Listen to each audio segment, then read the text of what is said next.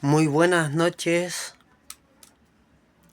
Vamos a grabar esta clase de electricidad, que es la siguiente que nos toca, y vamos a ver pues una serie de cosillas. No vamos a estar mucho rato, porque realmente el tiempo apremia y uno también, pues bueno, ya a estas horas del día pues ya estoy bastante cansado, pero bueno, no pasa nada. Vamos a ver ciertas cosas. Y voy a enfocar a la pizarra para que lo veas. Vamos a ver si lo ves bien, pero no importa si no lo ves bien. Me gustaría que te fijes sobre todo en esta parte de aquí debajo. Aquí tenemos una R y una N. R, el conductor de fase, y N, el conductor de neutro. Y bueno, aquí es a donde vamos a dirigirnos ahora, lo que te voy a explicar. Y la pizarra no se ve bien, porque bueno, tengo que regularla en el teléfono para que la puedas ver mejor. Y aparte, pues bueno, voy a grabar las clases en otro sitio donde realmente tengamos muchísima mejor visión y podemos explicar las cosas de una forma mucho más, más aceptable. Pero lo bueno es que el buen profesor te va a saber enseñar en cualquier condición y tú vas a entender. Eso es lo que me preocupa. Y además es en lo que me baso. Mira, tijeras. No sé, creo que las han dejado de fabricar ya, pero las que vienen ahora deben ser muchísimo más buenas. Esta es la F1. Estas tijeras te pueden cortar un cable de 95 y un cable de 95 puede ser esto, más o menos, para que te hagas una idea, y lo cortan perfectamente. Pero aquí tenemos un cable de 2,5. Fíjate, el cable está entorchado. Tijeras, ¿cómo se cogen? Así es como se coge la tijera eléctrica. La mano la cubre completa. Creo que hay por ahí algún vídeo que lo tengo y en lo que lo puedes ver. Y vamos a cortar el cable, ¿vale? Y vamos a sacarla ahora. Ya está. Tijera a la funda. ¿Y esto por qué lo hago? Porque este cable viene entorchado sobre sí mismo. Fíjate. Pero vamos a abrirlo. Y ahí, esto tiene una explicación que no te la van a decir en el instituto. Esto se llama efecto skin. Y esto se hace para evitar el efecto skin. Lo vas a ver bien en las líneas de transporte de media tensión y alta tensión, en los tramos en las torres. Verás que los cables van entorchados entre sí. ¿Por qué se hace esto? Porque igual que en los aviones, que son, o en los coches, en cualquier elemento metálico que tenga una oquedad, pues la corriente tiende a transportarse, a moverse en la capa más superficial. Por eso en los aviones no entran los rayos dentro de la cabina, una jaula de Faraday. Pues aquí en el cable se entorcha porque los electrones, la corriente tiende también a actuar en la capa más superficial. Pero la capa más superficial, si la ves y la desmembramos, pues son pequeños hilos muy finitos, con lo cual se debilita y no coge toda la sección del conductor que tiene que actuar, no va a actuar como lo necesitamos. Entonces, al ser entorchado, los electrones van a saltar de un hilo a otro hasta circular por el interior. Esa es una forma que tenemos para evitar el efecto skin, que nos produce efectos electromagnéticos contrarios, lo que llamamos basura electromagnética, lo que llamamos también una mayor oposición y aumento de la resistencia, y calentamientos determinados que no son efecto Joule, pero que van a favorecer el efecto Joule. El efecto Joule es una subida de temperatura en base a un circuito. Y ahora sí, definición de circuito. Un circuito es un conjunto de aparamenta determinada compuesta por conductores, receptores y elementos de protección que están aislados todos de nuestras manos, pero que van cerrados entre sí para realizar un trabajo. Bien puede ser un circuito eléctrico que alimente una lámpara o que alimente cualquier cosa. En sí, una paramenta que va unida entre sí con conductores y que tiene por finalidad suministrar energía a un elemento para que la convierta en un trabajo útil, lámpara calor. Y aquí debajo hemos dibujado, hay dos tipos de circuitos, tres tipos, serie, paralelo y mixto. Y aquí hemos dibujado, fíjate en esto. Esto es un magneto térmico, lo que la gente llama vulgarmente palanca. Y ves que tiene una barra en medio. Esto se llama omnipolar. Vamos a ponerlo aquí. Omnipolar. ¿Y qué quiere decir omnipolar? Que corta la fase y el neutro a la misma vez. El corte es instantáneo de ambos conductores. Entonces imagínate, conductor de fase R y conductor neutro, azul. Generalmente se les enseña línea 1, línea 2, línea 3, pero eso no es real. Porque cuando yo voy a un proveedor a buscar una línea, me va a preguntar si es monofásica o si es trifásica.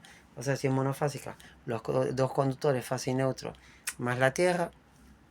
Si es trifásica, los tres conductores más la tierra, los cuatro conductores, si es trifásica con neutro o si es bifásica. Todo depende. Una línea está formada por más de un conductor. Esto es un conductor.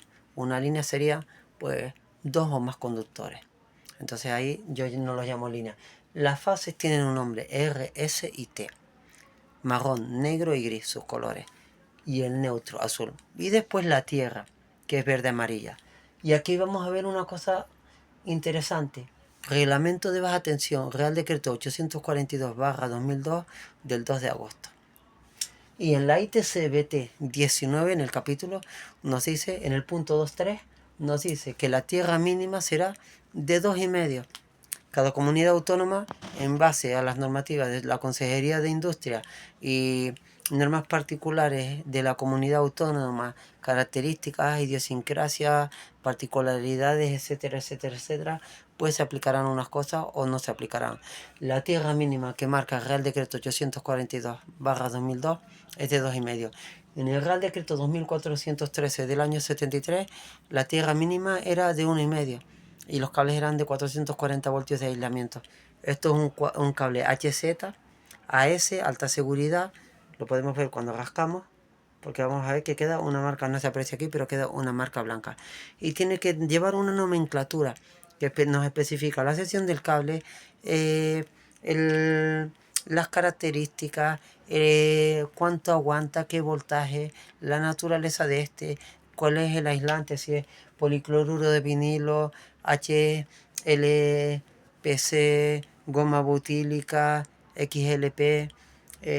Hay muchísimas marcas, gamas de conductores en base a todo lo que necesitemos para utilizarlos, porque realmente la función de un conductor es que cause las menos pérdidas posibles, funcione lo mejor y su aislamiento aguante la intensidad. Si tenemos que elegir un valor determinado para utilizar un cable, nos llevamos por la intensidad, porque es lo que más daño puede hacer un conductor. Y ahí hay dos cosas interesantes. Un conductor funciona, este conductor por ejemplo 2,5, aguanta aproximadamente 19 amperios.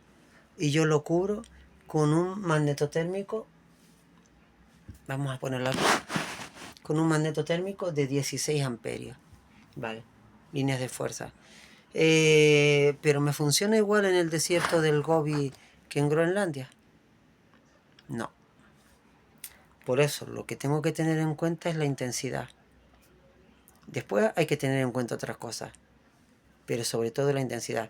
Y si está, por ejemplo, en un sitio donde la temperatura es alta, a lo mejor el cable de 2,5 no nos vale, porque ya a lo que es la temperatura que aguanta el conductor de por sí al paso de la energía, a la energía te convertirse en un trabajo y tener unos derivados, resistencia, efecto Joule, subidas de temperatura, etcétera, etcétera, etcétera, se suman las condiciones ambientales también que van a influir en el comportamiento de los elementos para realizar un trabajo con una eficacia determinada. Siguiente punto, serie o paralelo. Te lo voy a explicar aquí. conductores en serie y conductores en paralelo, circuitos en serie y circuitos en paralelo. Acuérdate, fase marrón, negro o gris y neutro siempre azul. Y vamos a poner aquí, voy a utilizar el verde, el rojo mejor para poner las bombillas y los mecanismos que están aislados y que tienen que estar preparados también para aguantar. Si aquí yo tengo 10 amperios, esto me aguanta 10 amperios, pues todo lo que yo tenga, los interruptores y las lámparas, en los cables, etcétera, etcétera, tienen que aguantar más de 10 amperios. Vamos a poner un circuito en serie para que lo veas. Tenemos una bombilla, este es el símbolo de la bombilla, y tenemos dos bombillas. Vale. Y ahora cogemos del conductor de fase, el punto significa que hay conexión, saltamos y llegamos aquí, a un interruptor. Vamos a poner el interruptor en rojo. De la vuelta del interruptor salimos a la primera lámpara. Aquí, ¿ves? Conectamos a la primera lámpara. De la primera lámpara salimos a la segunda lámpara y retornamos con el conductor de neutro a nuestro circuito. ¿Qué necesitamos? Que el circuito esté cerrado en todos sus puntos. Vale, ¿qué pasa con las lámparas en serie? Que realmente, si te fijas, la fase que entra y sale del interruptor continúa y sale a la segunda lámpara. Con lo cual aquí tenemos una pérdida de energía, un aumento de la resistencia y una ineficacia de este circuito. Y otra cosa, aún, si cortamos aquí, ya el circuito no me funciona. Entonces, cuando pasa esto, ¿qué hacemos? Pues montamos las lámparas en paralelo. Esto ya cuando se descubrió que la intensidad aquí va a ser aproximadamente las 3/4 partes de la que se está produciendo en esta lámpara, vamos a tener un fluido muchísimo menos potente y un trabajo mucho más ineficaz. No vamos a conseguir. En el siglo XIX, principios del siglo XIX, finales del siglo XIX, sí, porque lo que habían eran lámparas en serie y poco más. Pero hoy en día no. Vamos a dibujar aquí el siguiente tipo de lámpara y circuitos, que son lámparas en paralelo. Y vas a ver la diferencia que hay entre unas y otras. Vamos a rodar esto de aquí y vamos a rodar esto de aquí. En paralelo, ¿qué quiere decir? Que las intensidades y las cargas se reparten. Aquí se reparte todo. Entonces, si te fijas, cerramos el circuito.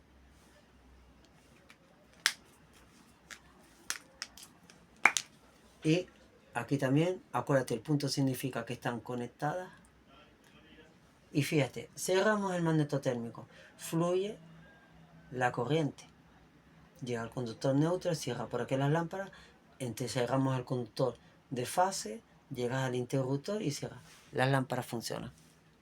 ¿Y cómo se pone una lámpara en serie? Pues realmente podríamos hacerlo de muchísimas formas. Pero vamos a utilizar una forma determinada. Vamos a ponerla aquí, porque así tendríamos lo que es un circuito mixto. Dos lámparas en paralelo y una en serie. Fíjate, aquí pasa lo mismo, estamos perdiendo mucha energía. ¿Y qué pasa si cortamos aquí? Que ya dejamos las lámparas en paralelo sin funcionar. Entonces así no nos vale. ¿Cuál es la forma adecuada de hacerlo? Pues la forma adecuada de hacerlo es esta. Tenemos aquí el interruptor también. Ponemos otra salida y ponemos aquí una lámpara en serie.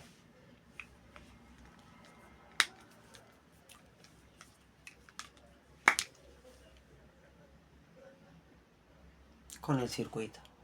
Tienes dos lámparas en paralelo y una en serie. Si se suelta la lámpara en serie, no pasa nada porque la corriente sigue fluyendo a las lámparas que tenemos en paralelo. Eso es más o menos la explicación. Serie, esto sería un circuito mixto cuando tiene una lámpara en serie, cuando hay lámparas en serie y lámparas en paralelo. Paralelo de aquí para arriba y serie, el que vimos al principio. El efecto de los conductores, como te decía, el efecto es que los electrones circulen de forma helicoidal en todo el interior del conductor, que no se queden solo en la parte de fuera, jaula de Faraday. Acuérdate de los aviones cuando les cae un rayo encima. ¿Por qué no entra el rayo dentro de la cabina? Porque un rayo no cae dentro en un coche, no hace daño a la persona. Es una jaula de Faraday. Y vamos a ver las secciones. Secciones en conductores: 1,5, 2,5, 4, 6, 10, 16, 25, 35, 50, 70, 95, 120. Hay muchas más, pero vamos a quedarnos en esta porque cada una tiene unas condiciones determinadas. Cuando son los conductores, cuando son de cobre, CU, tabla periódica de los elementos. Bueno, perdón, lo voy a poner aquí. CU y AL. CU, cobre, tabla periódica de los elementos.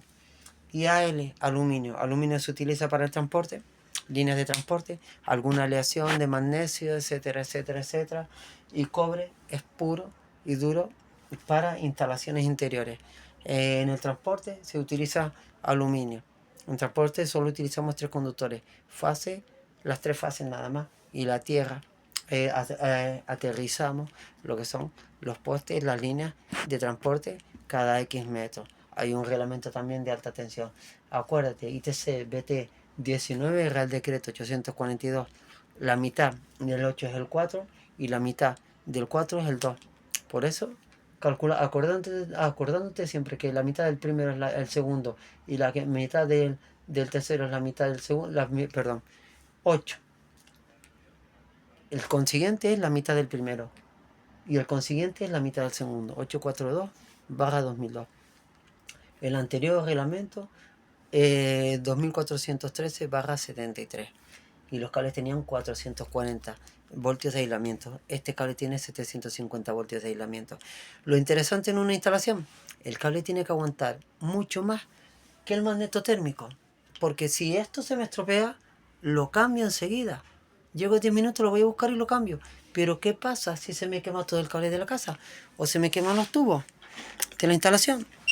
Ahí tenemos un problema real. Ahí tenemos un problema real porque donde hay más dinero metido. Entonces, cuando diseñamos una instalación, tenemos que tener en cuenta que lo más importante es el conductor. La intensidad que aguanta el conductor siempre tiene que ser superior a la que aguanta el magnetotérmico. De esta forma, el magnetotérmico, cuando llegue a la temperatura adecuada, porque cada intensidad, que es el valor que vamos a utilizar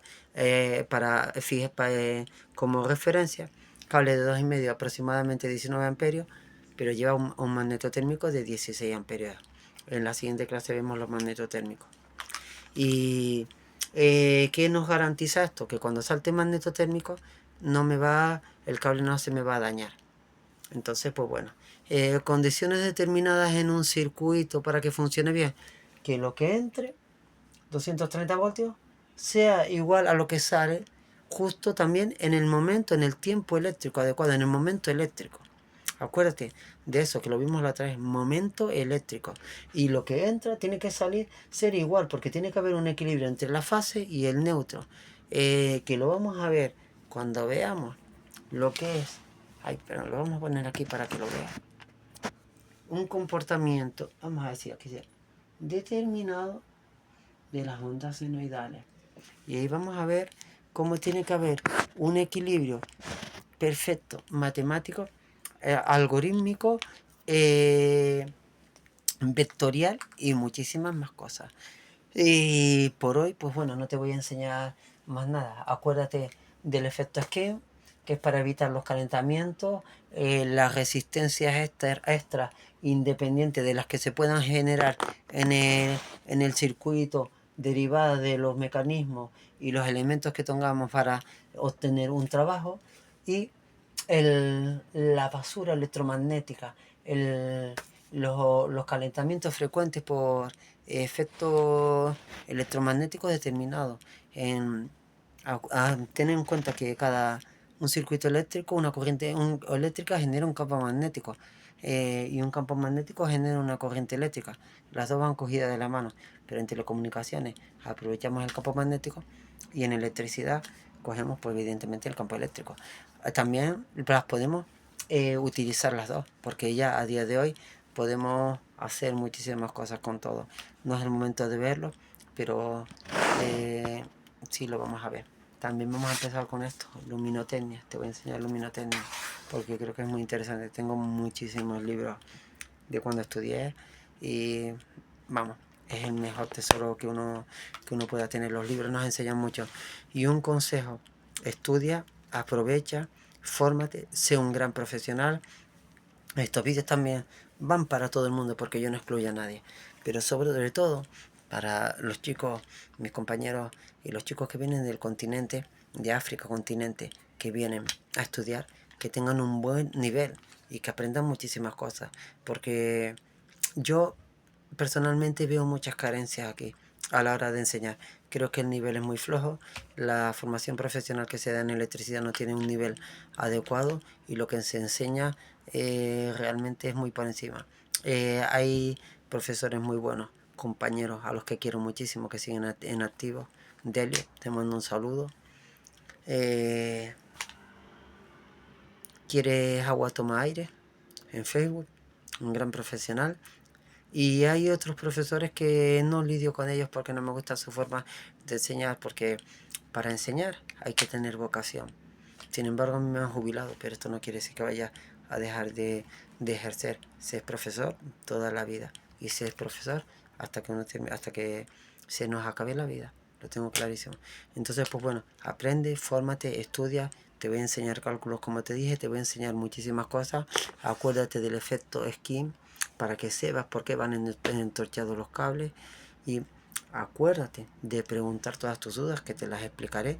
Encantado. Si tienes alguna duda acerca de todo esto, házmelo saber y te la contestaré sobre la marcha. Y recuerda, estudia, porque en los tiempos en los que vivimos hay tres opciones por las que yo veo y ninguna son buenas. Ninguna son buenas. Vivimos en un mundo en el que no hay voluntad porque han matado la voluntad. No hay ilusión porque no, se han encargado también de quitarle la ilusión a la gente. Y segundo, no se paga como se tiene que pagar. Hay que defender los derechos. Y con esto te digo una cosa, los derechos no se juegan, los derechos se arrancan. Y en un momento tan feo como el que vivimos, y lo decía, no quiero hacer apología de, de la política, porque la política es una causa perdida, pero como decía, en estos momentos en los que vivimos un fascismo repugnante y asqueroso, al fascismo, como decía Buenaventura Durruti, al fascismo no se le discute, al fascismo se le coge y se lo revienta. Y lo siento porque un profesor no debería decir esto, pero sí hay que decirlo a veces porque tenemos que posicionarnos. Y el deber de un profesor es también, como en tantas películas que he visto, enseñar lo mejor posible a sus alumnos. Estudia, pregúntame tus dudas, házmelas saber y te las explicaré encantado. Y échale un ojo a los vídeos, estudia, calcula, piensa que las matemáticas, la electricidad son matemáticas y física más que nada, y comportamientos determinados de elementos cuando